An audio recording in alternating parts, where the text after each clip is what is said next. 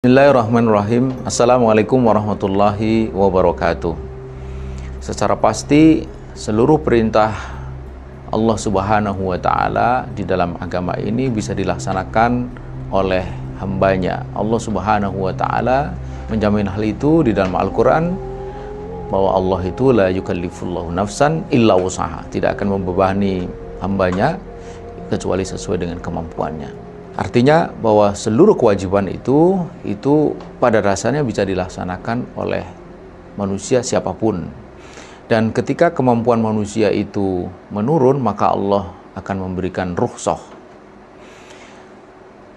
Sholat misalnya pada dasarnya atau pada awalnya harus ditunaikan dengan berdiri, tapi ketika kita tidak mampu, kita bisa tunaikan dengan duduk. Kalau duduk pun tidak mampu, kita bisa tunaikan sambil berbaring, sekedar menggerakkan anggota tubuh kita.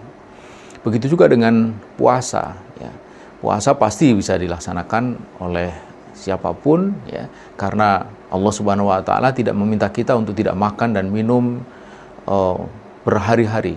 Rata-rata hanya 12 jam. Memang ada beberapa tempat yang lebih dari 12 jam. Dan ketika kemampuan manusia itu menurun, maka Allah memberikan rukhsah. Begitu juga di dalam puasa ini. Faman kana minkum maridun aw ala safarin fa iddatum min ayyamin ukhar.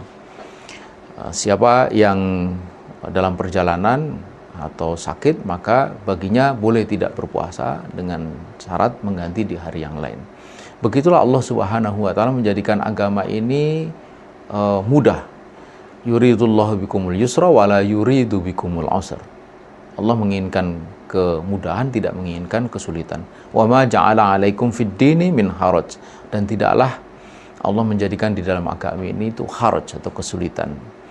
Karena itulah maka sesungguhnya yang diperlukan dalam kita melaksanakan kewajiban agama ini adalah kemauan.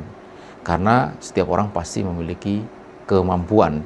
Tetapi ketika tidak ada kemauan, maka perkara yang mudah pun akan tampak menjadi sulit. Perkara yang ringan akan terasa berat.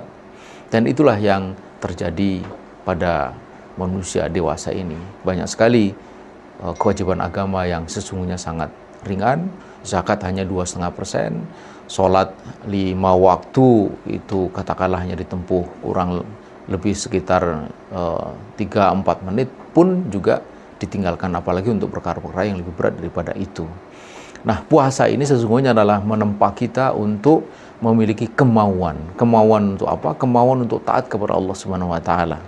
Pada bulan puasa kita diminta untuk meninggalkan yang sejatinya pada bulan biasa itu dihalalkan oleh Allah Subhanahu wa Ta'ala. Makan di siang hari, berhubungan dengan suami dan istri kita itu halal. Tetapi pada bulan Ramadan, di siang hari bulan Ramadan, itu semua dilarang oleh Allah Subhanahu wa Ta'ala. Dan hasilnya ternyata kita bisa. Jadi ketika ada kemauan, kita bisa meninggalkan yang jangankan yang haram, yang halal sekalipun kita bisa. Ya, jadi intinya adalah kemauan itu. Kemauan untuk taat, itulah takwa. Dan ujung dari puasa ini memang adalah takwa. Karena itu penting bagi kita untuk menunaikan saum Ramadan dengan penuh penghayatan agar kita bisa memetik hikmah terbesar dari puasa itu, yaitu lahirnya takwa, yaitu kemauan untuk taat kepada Allah dengan taat setaat-taatnya. Demikian, mudah-mudahan puasa kita diterima oleh Allah Subhanahu wa Ta'ala dan kita benar-benar menjadi orang yang semakin bertakwa karenanya. Terima kasih. Wassalamualaikum warahmatullahi wabarakatuh.